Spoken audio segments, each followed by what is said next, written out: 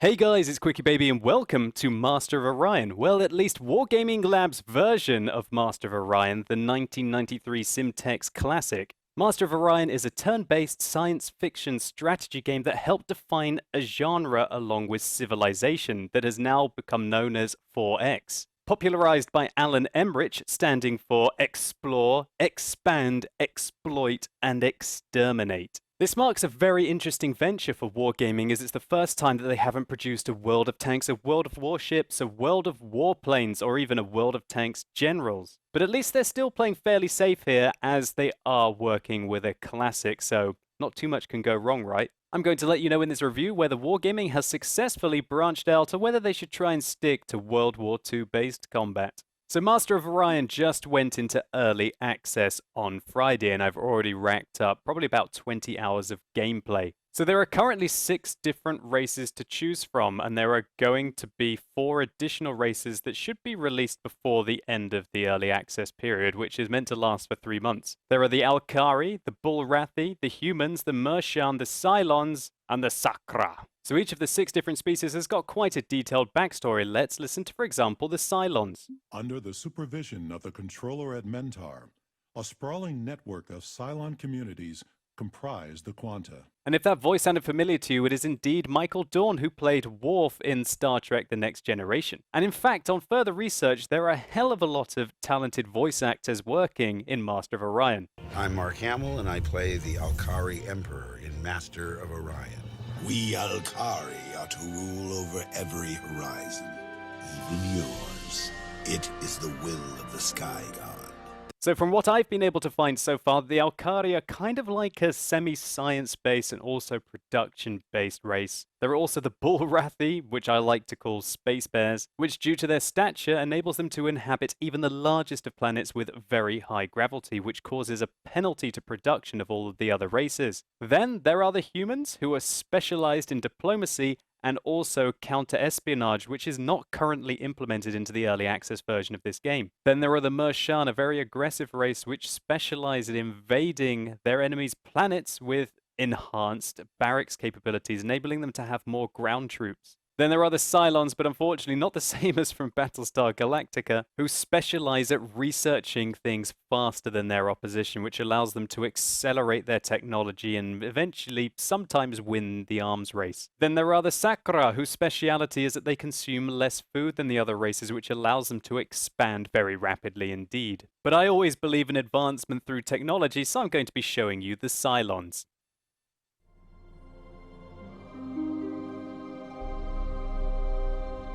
The Cylon have looked to the stars above Mentar and wondered. Generation after generation, the isolated Cylon quantums strive to unravel the mysteries surrounding them, to add an iota to their combined knowledge.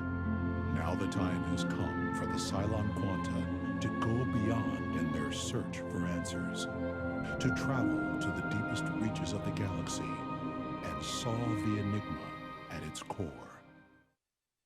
So when you first start, you will have 1 colony on your homeworld. You're also going to have a couple of ships at your disposal. Well, actually, 3 ships at your disposal. 2 scouts and 1 frigate. Now, what you want to do is be sending these scouts to different parts to be able to explore the surrounding galaxies.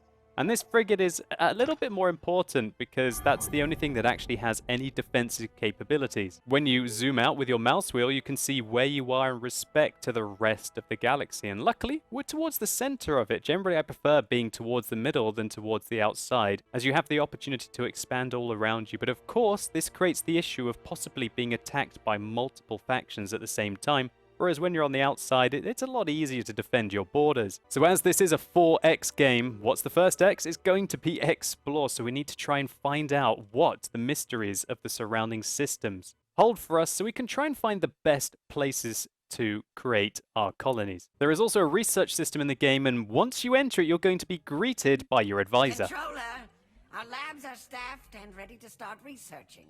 What should we focus on? Now, some people are going to like this, and some people are really not going to like this. For me, at first I thought it was a bit novel and kind of funny.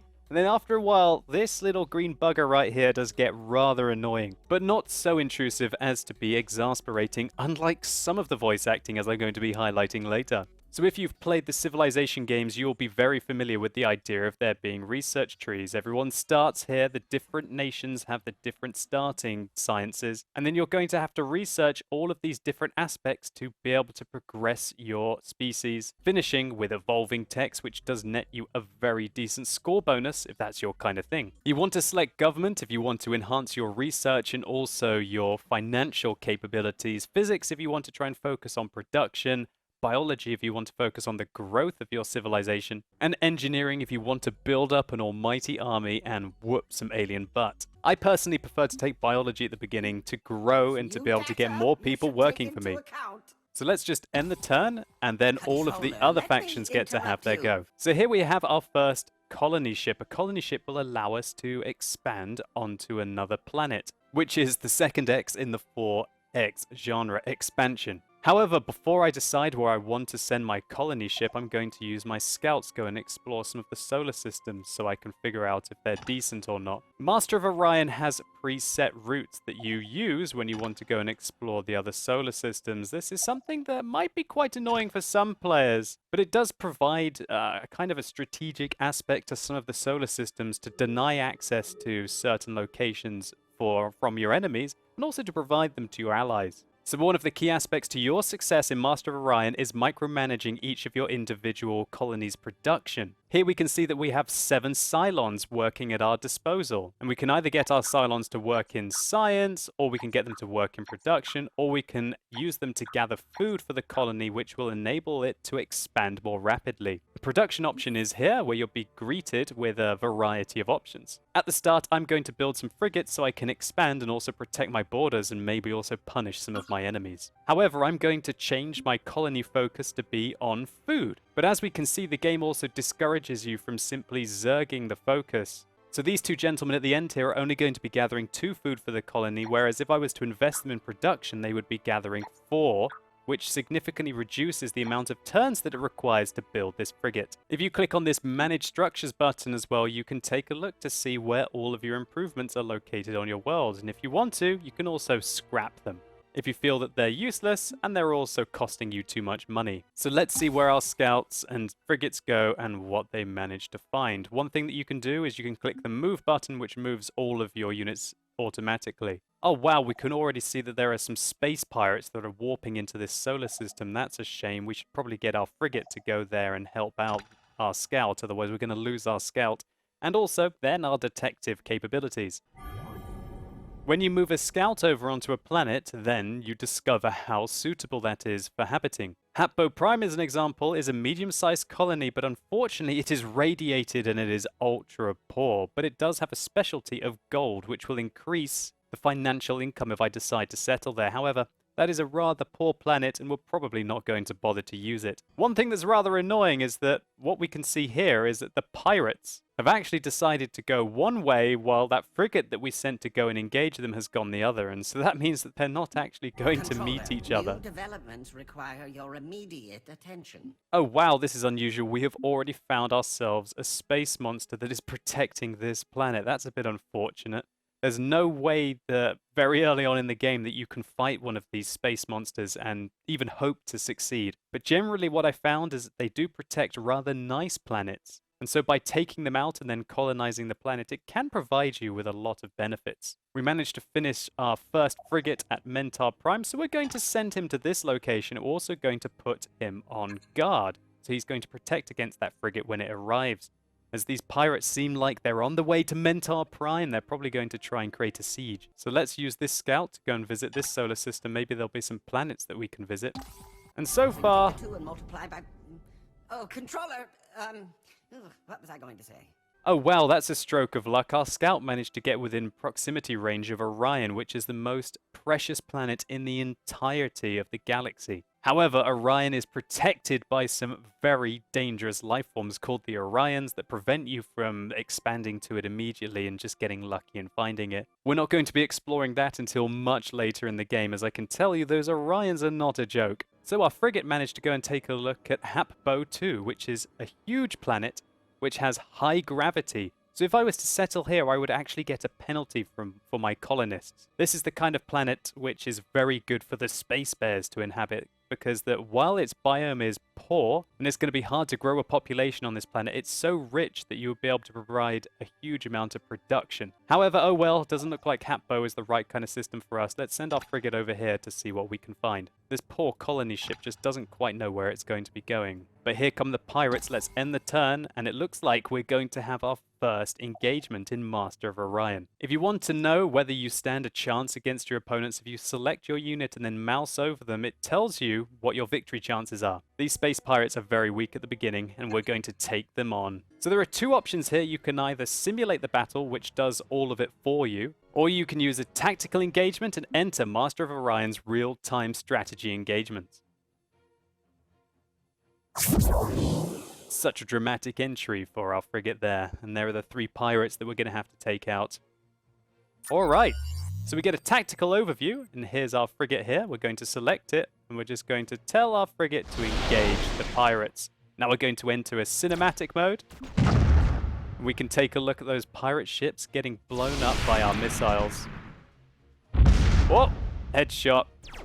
So this kind of strategy mode, I'm going to talk about it in some more detail later. I really want to just give you guys an overview of it at the beginning. Looks like we took out all those pirates and victory is in our grasp. We took a little bit of damage on our frigate.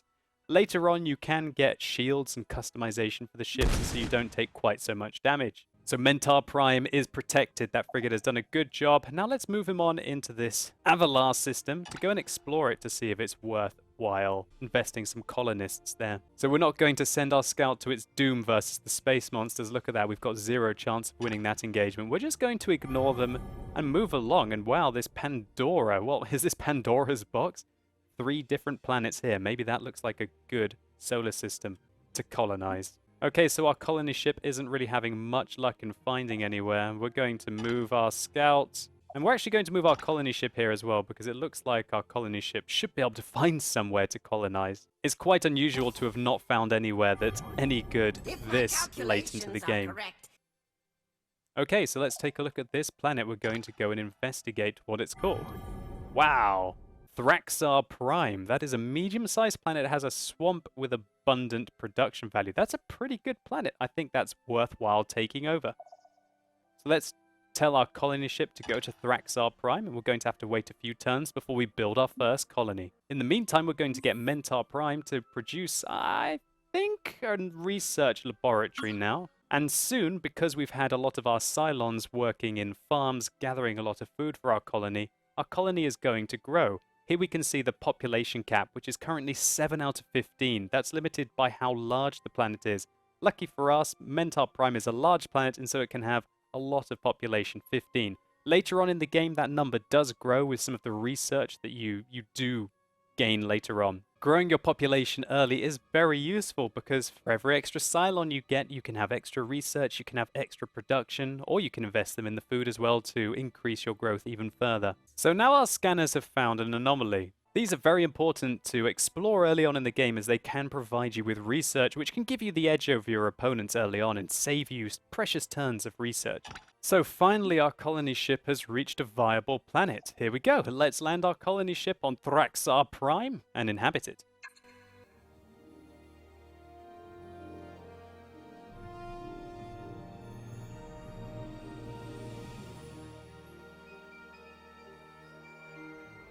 This cutscene is very therapeutic.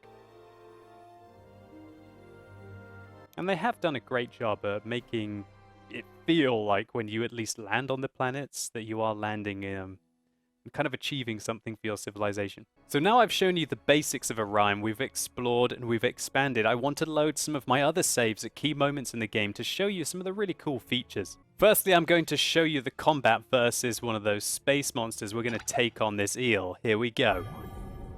I've got some quite advanced ships this time, however. Let's see if we can blow this space eel apart.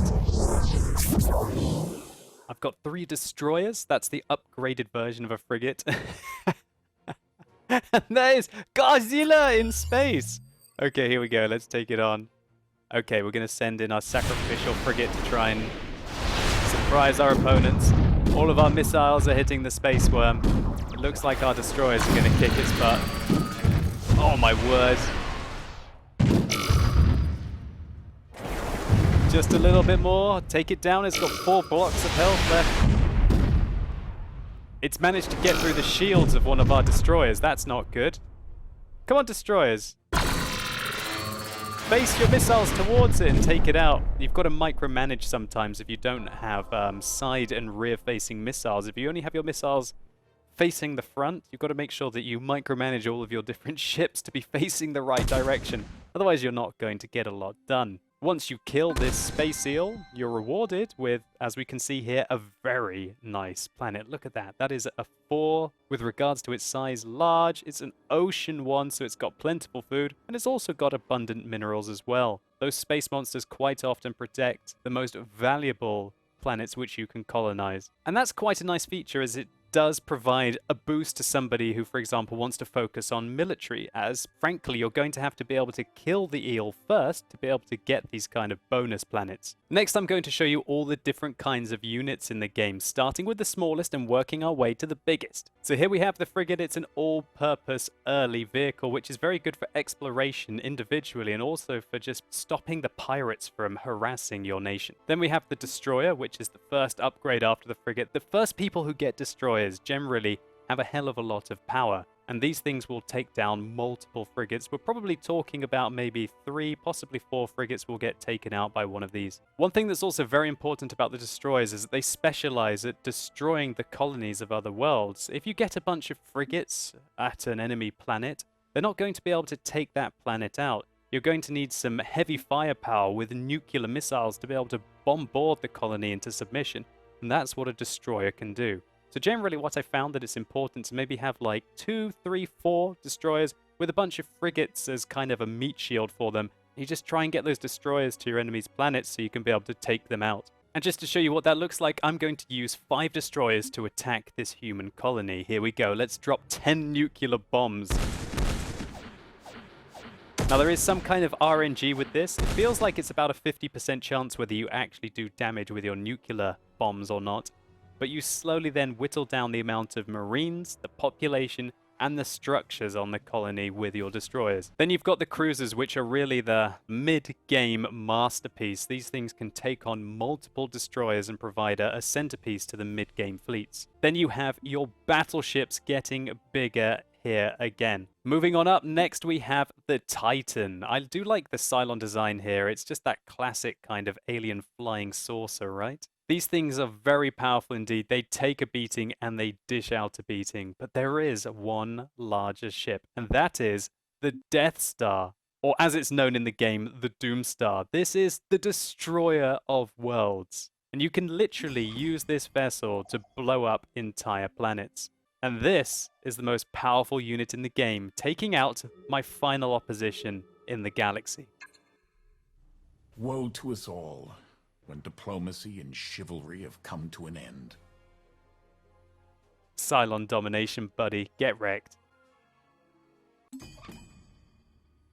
And there you go, there's a big blow up of the last human planet. And what's also good about doing this is that you render the planet obsolete, saying, well, I don't even really want to overtake your planet after I've destroyed you off it. And so it can be a very good way of denying resources to your opponent if you can't maintain presence in that part of the galaxy. Remember what I was talking about earlier with Orion being the most amazing planet in the game? Look, it's perfect. 555, huge. A Gaia biome and also ultra rich, but it is protected by the Orions, as we can see here, which are very powerful. However, I've got one of the biggest fleets that the Cylons have ever assembled, and we're going to take on the Orions. Here we go. There's the Titan that I was talking about. That's not the Doomstar. And there's the Orion, the futuristic spaceship. Wow, look at that. There goes our Titan firing off all of its missiles. The Orions are firing and blows apart multiple destroyers there. Now the Orions are taking on my cruisers. And yep, I just absolutely trashed the Orions. I have to admit, when I took on this fight, I was a little bit over-prepared. And I think that you can kind of take on the Orions as soon as you've got 1, let alone 2 Titans. So what's the reward for when you finally become the Master of Orion? Well, let's take a look. So the Orion's Guardian has been defeated. After defeating the Guardian, your fleet explores the planet and find what seems to be Orion's ancient ruins. Their continuous study allows your scientists to develop new technologies. Even without me, our scientists have made a new discovery. So we managed to pick up a death ray, a black hole generator, a quantum detonator, and also a Zentronium armor. And then, once you've cleared Orion Prime, you can colonize it, and it is very useful indeed. Encouraging players that have amassed, again, a very big army and have that space presence to get an advantage over maybe players who were just purely focusing on research and not investing into a military. So how about some truly epic battles? I know you guys want to see that. This is one of the biggest engagements that I had in the entirety of my playthrough, where 7 Cylon fleets are taking on 14 human fleets, including some Titans. This is it, humanity. You don't stand a chance anymore. Let's go. Our 3 Titans are going to make their way into the enemy team. We have the bigger ships. Humanity has the numbers advantage. Let's take a look to see what happens.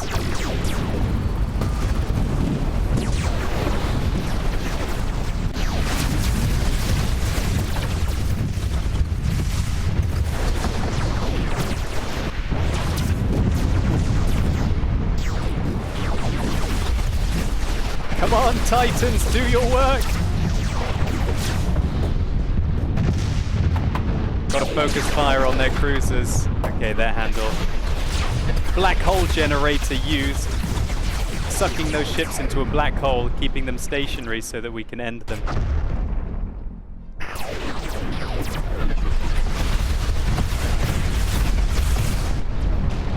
Unfortunately, I've lost all of my little ships. But the humans don't stand a chance against the rest of my Titans.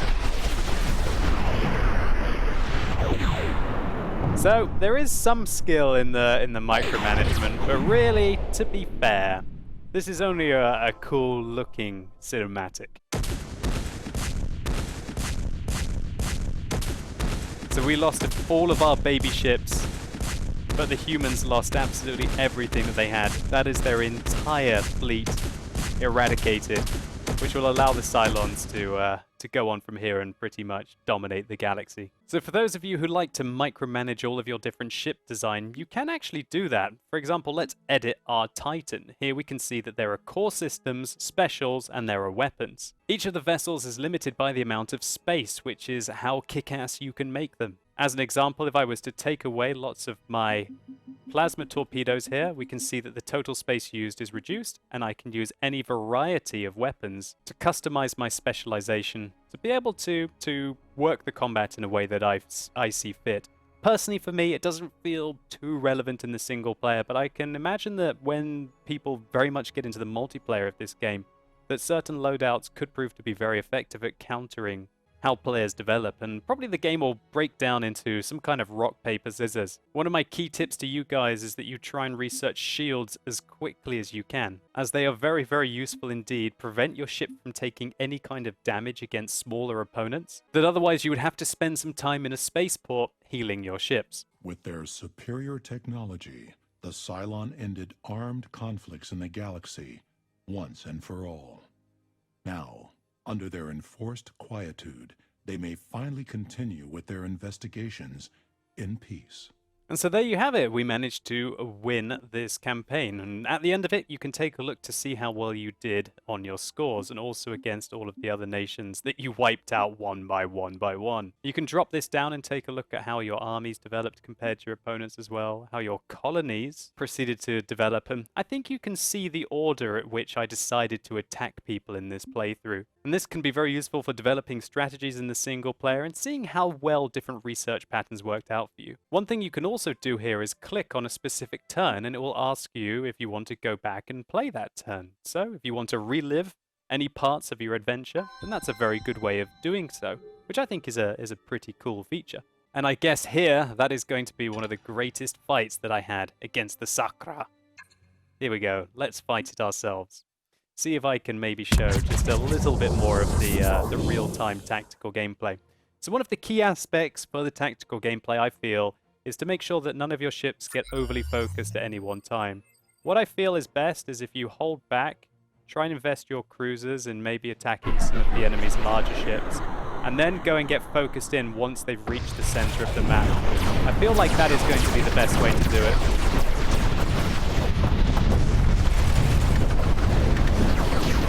Those guys need to come across and help out the center. We need to take out those cruisers on the enemy team. Those big Sakura cruisers need to be shut down. Looks like we're winning this one. Our superior technology taking out the lizards. And that is how the might of the Sakura army was completely destroyed. But it's really cool to be able to click back and relive those moments on your campaign, and then maybe see how the game would have developed in a different kind of way. Wow, even though they had superior numbers here and we only had 2 cruisers, and they in fact had 4 cruisers, we can see there that our rank 12 cruisers were just so much better than the Sakura's rank 2 and rank 6 cruiser. They just can't compete with our better technology. Which is one of my pleasures of playing the Cylons. You just get so much better than your opponents through just aggressively going through the research tree. So that, in essence, is Master of Orion. Very, very similar to Civilization, and if you have played any of those games, you'll know what you're getting. It's pretty much Civilization in space. Now, keep in mind that this game is early access and is not scheduled for a full release for at least 3 months, so there's some kind of room for Wargaming to be able to develop this further. So while I've shown that there are lots of things about Master of Orion that I like, there are also quite a few things that I don't like. Number one, I don't feel like that real-time element to the combat has much finesse to it at the moment. It feels like in the end it's just brute force that will guarantee you to win the battle, and it really just appears like it's more of a cinematic tool to make the gameplay look more involving. Also, the way that the research closely follows the previous Civilization games, such as Civilization 5, makes it feel like everyone kind of develops in the same way, just at different rates depending on how well you're doing. I personally quite enjoyed the Beyond Earth style of research, where you started in the middle and then could spread out literally any way that you wanted, and I thought that an approach like that might be more intelligent and more available for customization in Master of Orion. Now, while I highlighted earlier that there is indeed excellent voice acting in Master of Orion, there is also some horrible, cringeworthy moments that I like to call the cringe bots. Welcome to GNN, Galactic News Network. You are tuned to GNN, the only network that tells you what you need to know. Bringing it to you live. Galactic News Network, the galaxy's most reputable news source. Make it stop! Make it stop! It just feels so bizarre that they would have Mark Hamill and Michael Dorn doing the voice acting and yet have these cringe bots pop up and tell you each and every little insignificant event that happens in the galaxy. Also, I don't like the fact that there isn't an experience system for your units in Master of Orion. It really does make it feel rather hollow, as in I don't really care about these units. Whereas in a 4X game like Civilization, you might have that same barbarian unit with you at the beginning and with you at the end, at least against computers if you look after them well. Also, there are no unique characters or heroes for each of the individual factions. Surely they must be able to rustle up some special Cylons and special Sakura. It just feels so bizarre considering that the background to each of the nations is so rich, that they wouldn't be able to have maybe some special flagships for each of the nations that would make them feel more interesting and novel. One thing that also frustrates me is there's no real strategic assets on the planet that make high impact into the gameplay. All of the different planets either are large, they have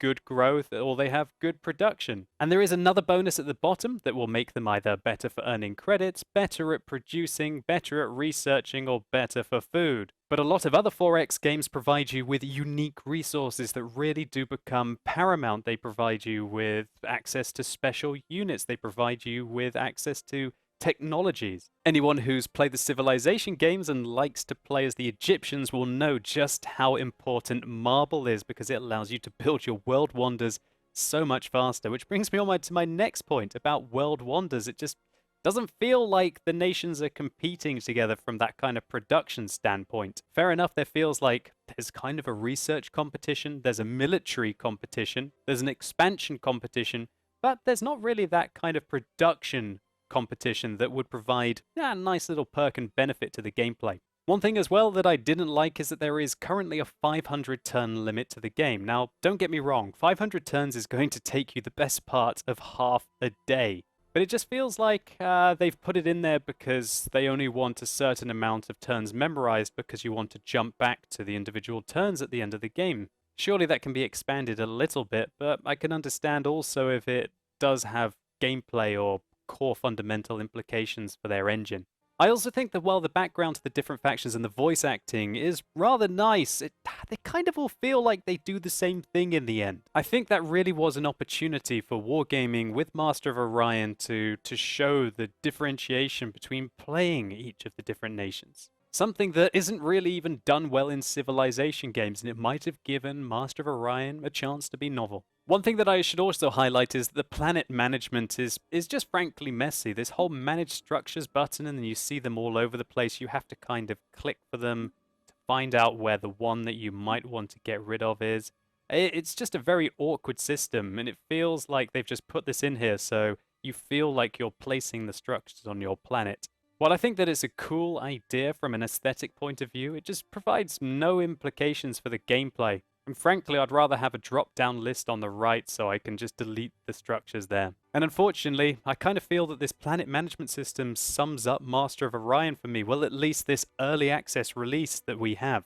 The first few hours feel enthralling and exciting. Then you start to reach the 5 to 10 mark and you're just grinding through the turns with very little possible customization. And frankly, with the 20 hours that I've invested to this game, playing through it a couple of times, in the end it doesn't have the depth to make me want to keep coming back to it like I would, for example, for some of the other 4X games, such as Civilization 5. Now that's not to say that Master of Orion isn't good. In its current state, I would give this game probably 7 out of 10. And I think it's a very interesting prospect to players who want to just indulge in a bit of nostalgia of the old Master of Orion games, and may also be interesting to players who have never played any 4X kind of turn-based strategy games. And while I think in its current state it's worth picking up and probably playing through about 1 or 2 times, I truly hope in the upcoming months that Wargaming can turn this into a title that I really want to keep coming back to and playing for months and months. And so hopefully you guys enjoyed this video, or maybe it was just useful to you. If it was, please consider giving it a like down below. It really helps the channel out. And let me know in the comments down below what you think about Master of Orion, if you've managed to get your hands on it, or about anything I've brought up in this video. And as always, thank you so much for watching. You've been epic, and hopefully I'll see you soon.